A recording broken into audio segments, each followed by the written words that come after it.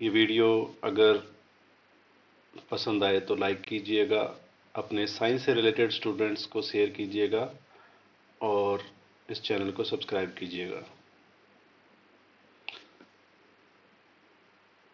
तो आज हम करने जा रहे हैं class 12th physics chapter 7th lecture number 8 alternating current, जिसके अंतर्गत आज हम करने जा रहे हैं बेटा, अगर किसी एसी सर्किट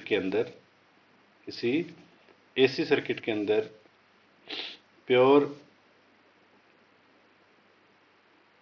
इंडक्टर कनेक्टेड हो, क्या कनेक्टेड हो, इंडक्टर कनेक्टेड हो, तब हम 6 टॉपिक्स पे बात करेंगे, जैसे प्रीवियस लेक्चर में हमने किए थे। तो पहला टॉपिक पहला हमारा क्या रहेगा, instantaneous and peak value of alternating current. ठीक है, इसके बारे में बात करेंगे। फिर जो अल्टरनेटिंग करंट और वोल्टेज है उसके फेज डिफरेंस की बात करेंगे। फिर अल्टरनेटिंग वोल्टेज और अल्टरनेटिंग करंट के ग्राफिकल रिप्रेजेंटेशन की बात करेंगे। फिर उनका फेजर डायग्राम बनाएंगे, दोनों का, इलेक्ट्रिक करंट और वोल्टेज दोनों का। और इंडक्टिव रिएक्टेंस की फ्रीक्वेंसी पर डिपेंडेंस के लिए हम ग्राफ ड्रॉ करेंगे। और लास्ट हमारा रहेगा एवरेज पावर लॉस। तो हम स्टार्ट करते हैं।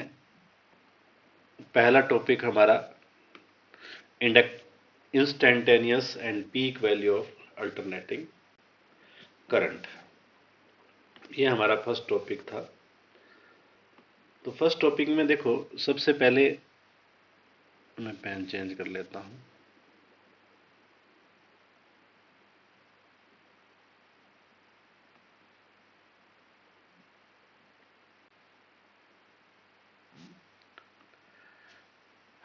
तो देखो बेटा, जो हम ये सोर्स लेके चल रहे हैं, इस सोर्स की जो वोल्टेज है बेटा, वो क्या है, V is equal to V M sine omega T. ये वोल्टेज सोर्स है और इस वोल्टेज सोर्स की जो इंस्टेंटेनियस वोल्टेज है वो V is equal to V M sine omega T है। और इसी को बेस मानते हुए हम अल्टरनेटिंग करंट की वैल्यू निकालेंगे। फिर ये सारे कंपैरिजन हम करके देखेंगे, सबके लिए डायग्राम वगैरह बना के देखेंगे।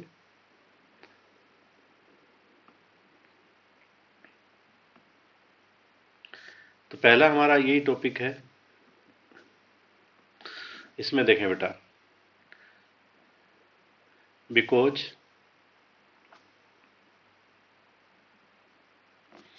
instantaneous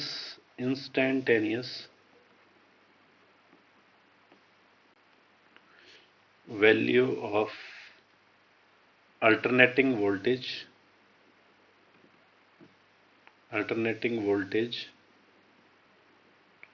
is V is equal to क्या होगा बेटा, V M sine omega T. ये हमारी इक्वेशन नंबर क्या हो जाएगी बेटा, फर्स्ट हो जाएगी, इक्वेशन फर्स्ट। इसी तरीके से अब हम, क्योंकि हम बात कर रहे हैं इंडक्टर की, आपको पता है कि एसी सर्किट है और एसी सर्किट के अंदर हमने इंडक्टर को जोड़ रखा है इस तरीके से। और जहां पे भी इंडक्टर लगी है तो आपको पता है भी कौन सा लॉ लगेगा, इलेक्ट्रोमैग्नेटिक इंडक्शन वाला। और इलेक्ट्रोमैग्नेटिक इंडक्शन का किसका लॉ है, फैराडेज लॉ। ठीक है, तो उससे पहले ये एक लूप बना रहा है, तो यहां पे वोल्टेज ड्रॉप आपको पता है कि V है, और यहां पे क्या है, इंडक्टर पे वोल्टेज ड्रॉप VL है। ठीक है, और लूप लॉ क्या कहता है, from Kirchhoff's loop law, from Kirchhoff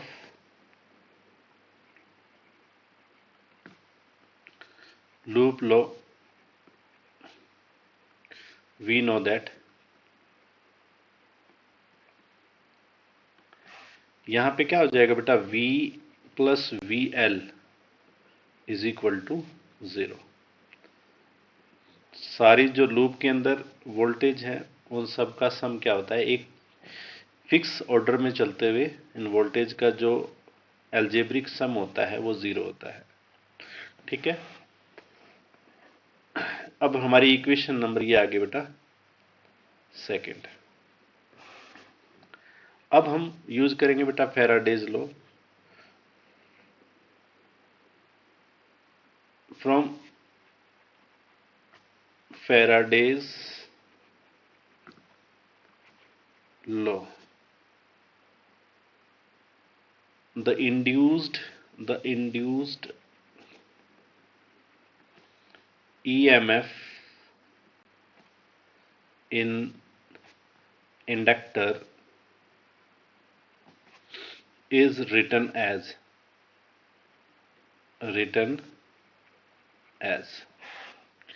तो देखो बेटा, उसके लिए हमारे पास इक्वेशन होती है बेटा epsilon is equal to minus D phi upon D T.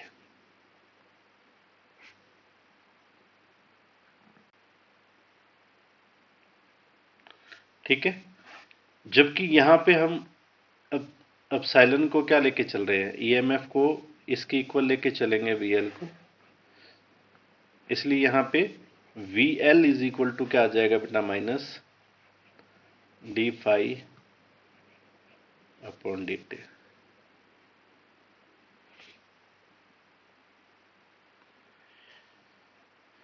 ठीक है,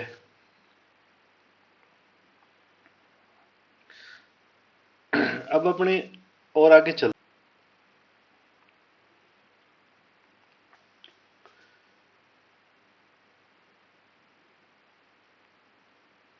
अब हमें पता लग गया बेटा वी एल की जो वैल्यू आई हमारी वो I minus D phi upon D T. लेकिन हमें पता है कि फाई जो होता है वो इक्वल होता है बेटा एल इंटू आई, फेराडेज फर्स्ट जो लॉ है उसी से। तो हमें ये मिल गया बेटा, इसी से देखो ये वैल्यू अगर यहाँ रख दें तो हमें वी एल की वैल्यू मिल जाएगी, V L is equal to minus L D I upon D T. ठीक है बेटा, ये हमें वी एल की वैल्यू मिल गई। ठीक है, ये हमारी इक्वेशन नंबर हो जाएगी थर्ड। इससे पहले देखें हमारी इक्वेशन फर्स्ट और सेकंड क्या आई थी। इक्वेशन फर्स्ट हमारी ये थी v is equal to V M sine omega T, और सेकंड क्या थी v plus V L is equal to 0। तो हमें क्या करना है, इस इक्वेशन में वैल्यू पुट करनी है वी एल की जो हमारी थर्ड इक्वेशन में आई है और v की यहां से। ठीक है,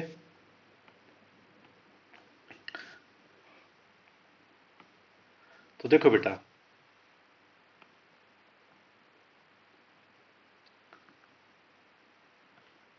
put the value of V and VL from equation first and second, first and third into second equation. Second equation में ये पुट कर देना है बेटा, तो हमारी सेकेंड इक्वेशन है बेटा v plus V L is equal to 0। इसमें v की वैल्यू हम रख देते हैं V M sine omega T, equation first में ये थी, प्लस की जगह यहाँ माइनस आ जाए क्योंकि माइनस है, L D I upon D T is equal to 0। अब बेटा इसको इधर ट्रांसफर कर देते हैं, तो ये प्लस माइनस जो है इधर प्लस हो जाएगा। तो मैं इसको इस तरीके से लिख देता हूँ, L D I upon D T is equal to V M sine omega T. ठीक है बेटा। अब हमारे पास ये dt जो अपॉन में है यहाँ मल्टीप्लाई में चला जाएगा, जो मल्टीप्लाई में है यहाँ अपॉन में लिखा जाएगा, तो हमारे पास सिर्फ यहाँ di बच जाएगा बेटा, is equal to V M upon L, साथ में क्या आ जाएगा बेटा, साइन ओमेगा टी, और साथ में यहाँ पे ये जो गया है ये dt भी आएगा इसके साथ में, तो इस तरीके से लिखा जाएगा बेटा। ये हमारी इक्वेशन 4 हो जाएगी। ठीक है, तो हम क्या करेंगे, इंटीग्रेशन करेंगे इक्वेशन 4 का। तो यहाँ पे लिखेंगे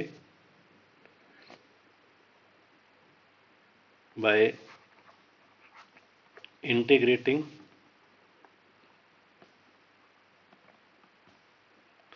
इक्वेशन 4 इन बोथ साइड, इसकी बोथ साइड हम क्या करेंगे, इंटीग्रेशन करेंगे, तो हमें क्या मिलेगा भाई, D I is equal to I आ जाएगा बेटा, और यहाँ पे हम इधर भी लिख देंगे V M upon L sine omega T D T आ जाएगा।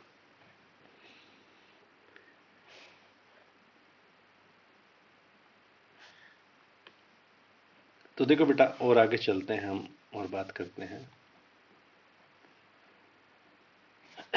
तो हमें डी आई की वैल्यू जो आई हमें मिला वो मिला बेटा, इंटीग्रेशन में आ गया था इधर वी एम अपॉन में एल, और यहाँ पे साइन ओमेगा टी आ गया था, साथ में डी टी आ गया था।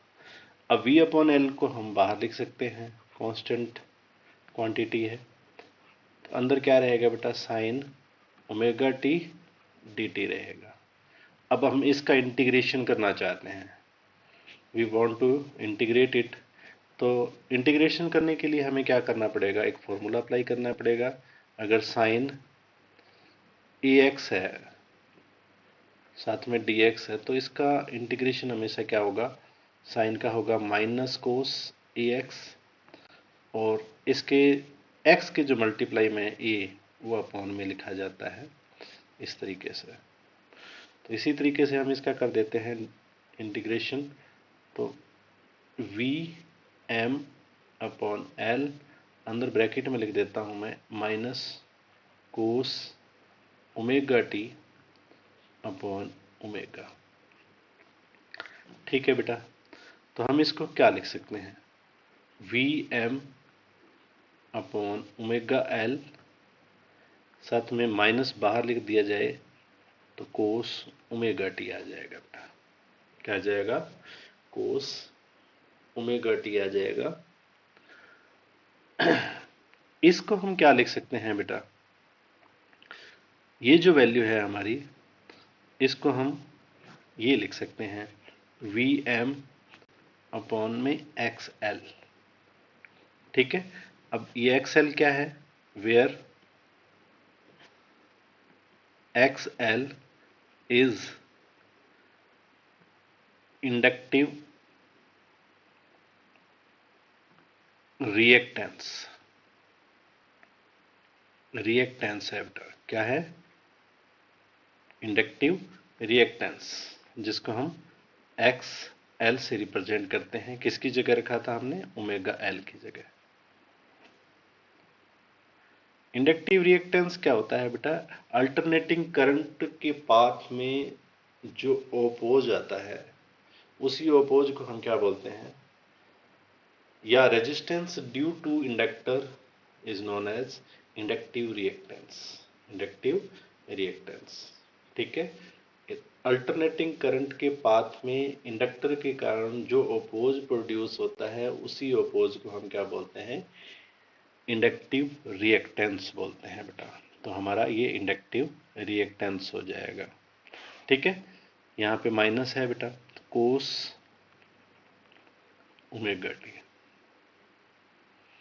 ठीक है भाई, अब इसको और आगे ले चलते हैं और यहाँ पे लिख देते हैं बेटा माइनस, ये जो वैल्यू है इसको मैं आई एम लिख सकता हूँ कोस ओमेगा टी। क्योंकि आपको पता है from Ohm's law, from Ohm's law क्या कहता है, I is equal to V upon R. अब R की जगह हमारे यहाँ क्या यूज हुआ है बेटा, XL, जिसको हम इंडक्टिव रिएक्टेंस कहते हैं। इसी कारण से हमने V अपॉन में R की जगह I लिख दिया, तो आई एम लिख दिया हमने, I is equal to minus I M cos omega T. अब इस कोस ओमेगा टी को हम इस ऐसे भी लिख सकते हैं बेटा, कोस पाई बाय 2 माइनस थीटा होता है, तो इसे क्या लिखा जा सकता है बेटा, साइन थीटा लिखा जा सकता है। ठीक है, तो इसको हम क्या लिख सकते हैं बेटा, अब हमारे पास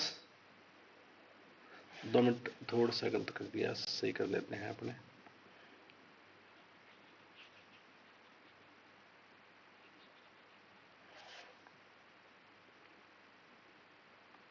तो देखो बेटा, हम यहां पे लिखना चाहते हैं कोस थीटा को, कोस थीटा को क्या लिख सकते हैं बेटा, sine pi by 2 minus theta. Sine pi by 2 minus theta को हम कोस थीटा लिख सकते हैं। ठीक है, तो देखो बेटा, यहां पे हमारे पास माइनस आई एम, ये क्या आ जाएगा बेटा, साइन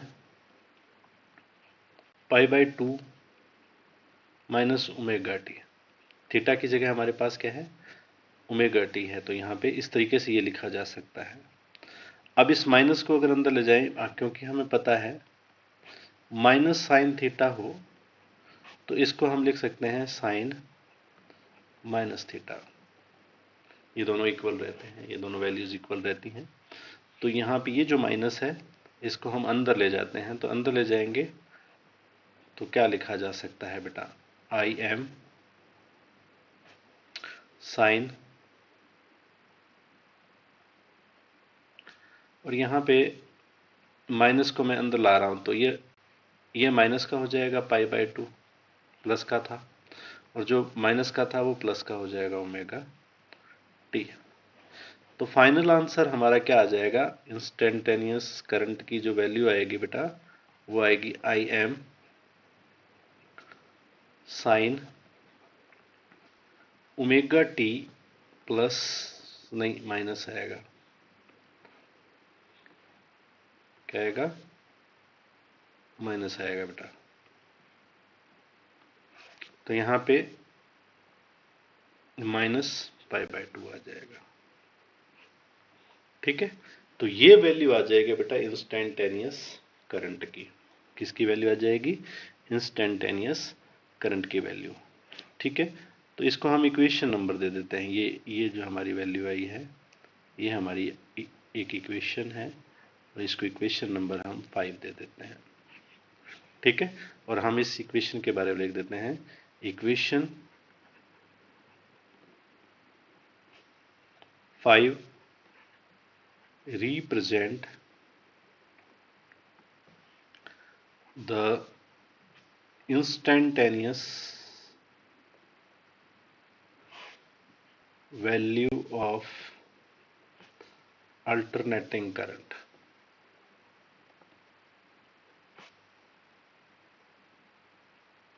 ठीक है, इसमें एक टॉपिक और भी था, इंस्टेंटेनियस एंड पीक वैल्यू। अब पीक वैल्यू को हम समझने के लिए यहाँ पे हमने ये जो लगाया, ये है, ये हमारी पीक वैल्यू है। तो आई एम की जो वैल्यू आई हमारी, मैं यहाँ लिख देता हूँ पीक वैल्यू को। ठीक है, ऊपर वाला तो आपने देख लिया, समझ में आ गया आपके। अब मैं यहाँ पे पीक वैल्यू की बात कर लेता हूँ, पीक वैल्यू क्या है अभी, मैं इसको इरेज कर देता हूँ।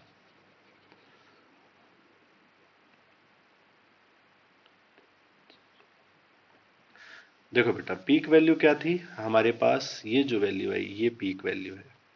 ठीक है, ये वैल्यू जो है हमारी पीक वैल्यू है। ठीक है, तो आई एम जो है इसी को हम बोलते हैं पीक वैल्यू। क्या बोलते हैं, पीक वैल्यू। तो पहले हमारे पास क्या आया, वी एम अपॉन में ओमेगा एल, ये पीक वैल्यू है। ठीक है, और दूसरा वी एम अपॉन में XL आया था। क्या आया था? XL। इसी को हम बोलते हैं peak value of alternating current. ये क्या है? Peak value of alternating current.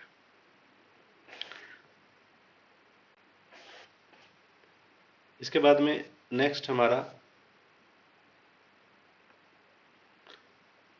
Topic है बेटा फेज डिफरेंस। क्या है? Phase difference. तो फेज डिफरेंस में देखें, बिकॉज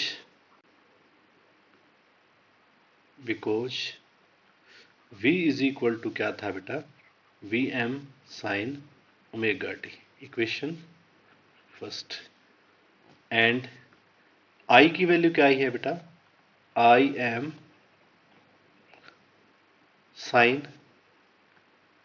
ओमेगा टी और माइनस पाई बाई 2 आया था। अभी हम करके आए थे, अभी इक्वेशन बता देता हूं मैं कहाँ आई थी ये। तो ये जो वैल्यू आई थी हमारी, तो यहां omega T minus pi by 2 आया था बेटा। ठीक है, तो यहां देखें ये वैल्यू आ गई हमारी इक्वेशन, इसको हम इक्वेशन नंबर देते हैं सेकंड। ये इक्वेशन हमारी सेकंड है। अब आपको मैंने बार बार बताया है कि ये जो साइन के साथ जो ये ओमेगा टी लगा है, ये है बेटा फेज एंगल। ठीक है, तो ये φ1 की वैल्यू है। और ये नीचे जो करंट के लिए आ रखा है, ये यहां से यहां तक, ये भी फेज एंगल है।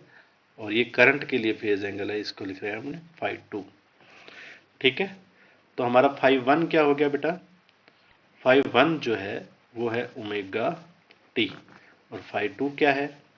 φ2 है बेटा omega T minus pi by 2। ठीक है, अब हमें निकालना है बेटा फेज डिफरेंस। क्या निकालना है? Phase difference. अब फेज डिफरेंस का फॉर्मूला क्या होता है? फेज डिफरेंस ये निकालना है हमें।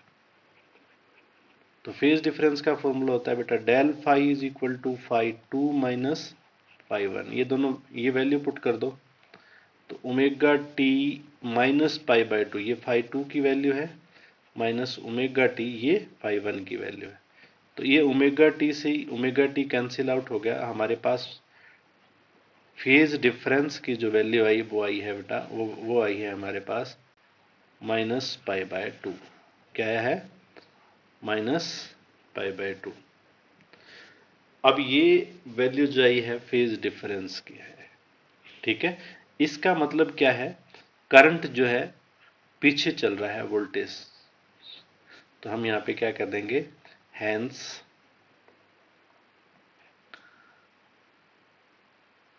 द वोल्टेज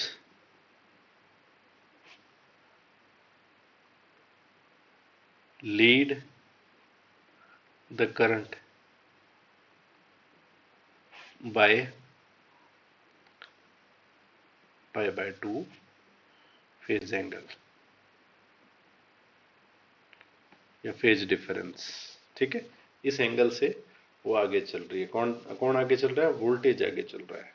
दूसरा हम इसको एक और तरीके से लिख सकते हैं, लैग बिहाइंड कर सकते हैं, लैग्स वोल्टेज कर सकते हैं। वोल्टेज के पीछे चल रहे करंट जो वोल्टेज से पाई बाय 2 एंगल पीछे चल रहा है, ये भी लिख सकते हैं। तो ये फेज डिफरेंस आएगा बेटा माइनस पाई बाय 2। नेक्स्ट में देखो बेटा इसका ग्राफिकल रिप्रेजेंटेशन कैसा होगा। तो ग्राफिकल रिप्रेजेंटेशन करने से पहले हम वैल्यू लिख देते हैं। हमें पता है कि v की जो वैल्यू थी बेटा वो Vm साइन ओमेगा टी लेके चले थे हम। और हमने जब इंटीग्रेशन किया था तो I की वैल्यू आई थी बेटा माइनस Im कोस ओमेगा टी। ठीक है, बाद में उसको हमने चेंज करके Im, फिर हमने इसको क्या बना दिया था? ये बना दिया था बेटा Im साइन पाई बाय नहीं ओमेगा टी, यहाँ पे omega T minus pi by 2 ये बना दिया था। लेकिन फर्स्ट इक्वेशन और सेकंड इक्वेशन ये रहेगी। ठीक है, तो हम इसके लिए ग्राफिकल रिप्रेजेंटेशन कर रहे हैं। तो हमारे पास देखो बेटा,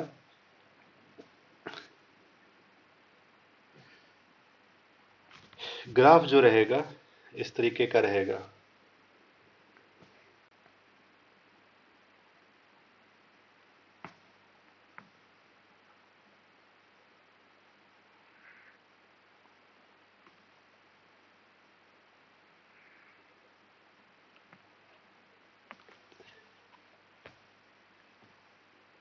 इसके बाद देखो यहां से ये लाइन, ये हमारा एक्स एक्सिस है, वाई एक्सिस पे हमने दिखा दिया बेटा। थोड़ा सा मैं इरेज कर देता हूँ जो लाइन एक्स्ट्रा दिख रही है।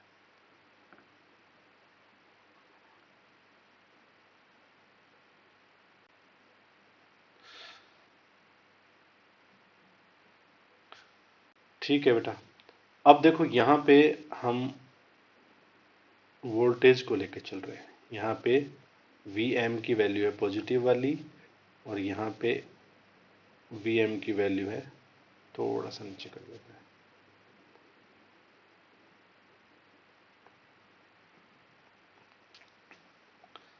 थोड़ा सा हम नीचे करते हैं इसको, यहाँ पे ले लेते हैं थोड़ा सा। ये वैल्यू हो जाएगी बेटा -Vm की। ठीक है, इसके नीचे यहाँ पे Im की पॉजिटिव वैल्यू आएगी, और यहाँ पे Im की नेगेटिव वैल्यू आएगी। ठीक है, तो यहाँ पे अगर हम बात करें, यहाँ पे टाइम रहेगा T/2, यहाँ पे टाइम रहेगा, नहीं, यहाँ T/4 रहेगा बेटा, T/4, यहाँ पे T/2 रहेगा, यहाँ 3T/4 रहेगा, और यहाँ पे T हो जाएगा बेटा, यहाँ पे क्या हो जाएगा, T हो जाएगा। ठीक है, तो देखो हम ग्राफ ड्रॉ करना चाह रहे हैं, तो हम डॉट लगा देते हैं एक तो यहाँ पे। ठीक है, दूसरा डॉट इसके लिए माइनस में आएगा यहाँ पे।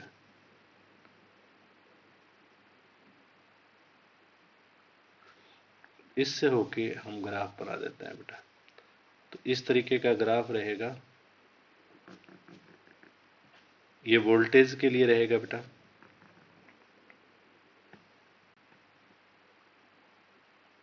ये वोल्टेज के लिए ग्राफ रहेगा, जो किसका ग्राफ है बेटा, Vm sin ओमेगा टी का। ठीक है, अब हम कलर चेंज कर लेते हैं और रेड कलर के लिए करंट को रिप्रेजेंट कर देते हैं, रेड कलर से करंट को रिप्रेजेंट कर देते हैं। तो यहाँ पे हमें बात याद रखनी है कि माइनस कोस ओमेगा टी है। अगर प्लस का होता तो पिछला जो डायग्राम बनाया था हमने यहाँ से बनाया था, लेकिन अब ये क्या कह रहा है कि ग्राफ हमारा नेगेटिव से स्टार्ट होगा, तो यहाँ से स्टार्ट होगा बेटा, यहाँ से स्टार्ट होगा। तो हम इसको स्टार्ट करेंगे ऐसे।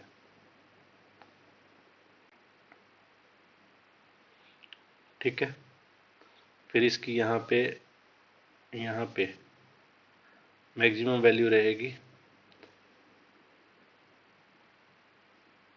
फिर ये यहाँ पे 0 होगा, यहाँ से ऐसे आ जाएगा बेटा। तो इस तरीके का ग्राफ रहेगा वोल्टेज और करंट के बीच में। नेक्स्ट हमारा है बेटा फेजर डायग्राम। फेजर डायग्राम में देखें, ये हमारा एक्स एक्सिस है बेटा, ये हमारा क्या है, वाई एक्सिस है। ठीक है, पेन चेंज कर लेते हैं, कलर। ठीक है भाई, एक्स एक्सिस जो है ये वाई एक्सिस है। ठीक है, ये आपको पता है कि येलो सर्कल जो है वोल्टेज की मैक्सिमम वैल्यू को रिप्रेजेंट, पीक वैल्यू को रिप्रेजेंट करता है, जबकि रेड सर्कल वाला जो है वो करंट की मैक्सिमम वैल्यू को रिप्रेजेंट करता है। ठीक है, अब देखो बेटा, इस पे अगर हम परपेंडिकुलर ड्रॉ कर दें, यहाँ से इस पे एक्स वाई एक्सिस पे परपेंडिकुलर हमने ड्रॉ कर दिया, तो ये जो वैल्यू है वो इंस्टेंटेनियस वोल्टेज को रिप्रेजेंट करती है, इंस्टेंटेनियस वोल्टेज को रिप्रेजेंट करती है। और अगर इस एक्सिस को हम इधर बढ़ा दें बेटा, नीचे की तरफ बढ़ा दें, तो ये जो आ रहा है ये वैल्यू है इंस्टेंटेनियस करंट की, जो नेगेटिव में आ रही है। आपने देखा था जो करंट की वैल्यू क्या आ रही थी, नेगेटिव में आ रही थी, तो इस तरीके से आती है। ठीक है, तो हम बात कर रहे थे फेजर डायग्राम की। तो फेजर डायग्राम में देखें बेटा, ये जो हमारा एक्स एक्सिस है, एक्स एक्सिस के साथ में जो वोल्टेज ने एंगल बना रखा है, क्यों? क्योंकि आपको पता है कि V इज इक्वल टू है Vm sine omega T, sign omega T. तो ये सिर्फ ओमेगा टी है, तो एक्स एक्सिस के साथ में इसने एंगल कितना बना रखा है बेटा, ओमेगा टी बना रखा है। ठीक है, अब देखो बेटा, ये जो है ये एंगल क्या होगा, -π/2, -π/2। तो ये टोटल एंगल अगर हम लिखना चाहें तो ओमेगा टी माइनस π/2 हो जाएगा, ओमेगा टी माइनस π/2 हो जाएगा, जो किसके लिए था, करंट के लिए था। तो करंट के लिए क्या आ जाएगा बेटा, I is equal to Im sine omega T minus π/2। ठीक है, तो इस तरीके से इसका ये फेजर डायग्राम होगा। नेक्स्ट है बेटा dependence of inductive reactance on frequency. Frequency पर इंडक्टिव रिएक्टेंस किस तरीके से काम करता है, इसके बारे में हम बात करते हैं। तो देखो बेटा,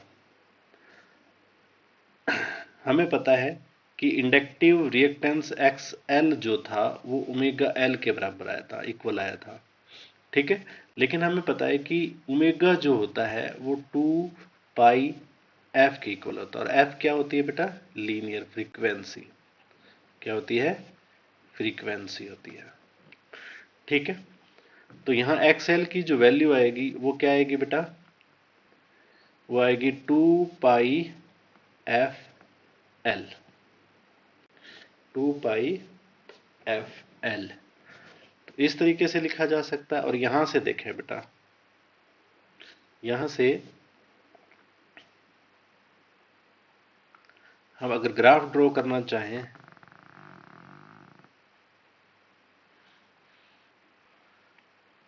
तो इस तरफ है बेटा XL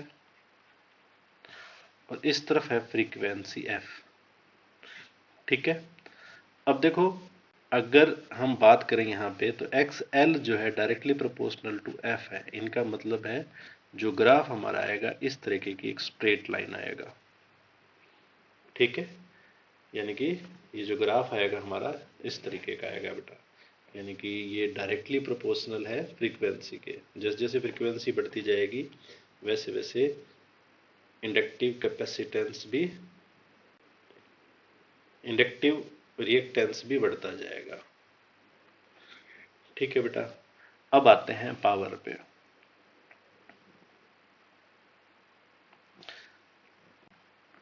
तो हमें पता है पावर या पावर लॉस का मतलब पावर ही होता है बेटा। इसका फॉर्मूला क्या आ जाएगा, P इंटू, नहीं, P is equal to V into I आ जाएगा बेटा। ठीक है, और हमें पता है कि जो V की जो वैल्यू है वो Vm साइन ओमेगा टी है, और I की जो वैल्यू वो आई थी नेगेटिव में, क्या आया था बेटा, Im कोस ओमेगा टी लिख सकते हैं बेटा। ठीक है, तो ये वैल्यू हम यहाँ रख देते हैं। तो हमें क्या मिलेगा बेटा, P is equal to Vm sine omega T, और माइनस में लिख देते हैं Im कोस ओमेगा टी। ठीक है, तो हमारे पास इधर आ जाएगा बेटा Im Vm sine omega T कोस ओमेगा टी। अब हम ऊपर नीचे 2 से मल्टीप्लाई कर देते हैं, इधर 2 से मल्टीप्लाई और यहाँ पे भी 2 से मल्टीप्लाई कर देते हैं। तो हमारा एक नया फॉर्मूला बन जाएगा बेटा 2 sine theta cos theta is equal to sine 2 theta, ये हो जाएगा। ठीक है, ये वैल्यू, ये फॉर्मूला यहाँ लगा देते हैं। हमारे पास ये फॉर्म तो है, इस फॉर्म में चेंज करना है तो क्या आ जाएगा बेटा, हमारे पास आ जाएगा माइनस, इसको मैं इस ऐसे लिख सकता हूँ, 2 को √2 इंटू √2 लिख सकते हैं, तो Vm/, में √2 आ जाएगा और इधर आ जाएगा बेटा साइन 2 ओमेगा टी आ जाएगा। यह हमारी P की वैल्यू आ गई। ठीक है, एक बार और लिख देते हैं हम, P is equal to minus IRMS into VRMS sine 2 omega T. ठीक है, अब हम P बार निकालना चाहते हैं तो minus IRMS VRMS sine 2 omega T, यहाँ बार आ जाएगा बेटा। और हमें पता है, because we know that sine 2 omega T bar is equal to क्या होता है, 0। इसकी एवरेज वैल्यू क्या होती है बेटा, 0 होती है।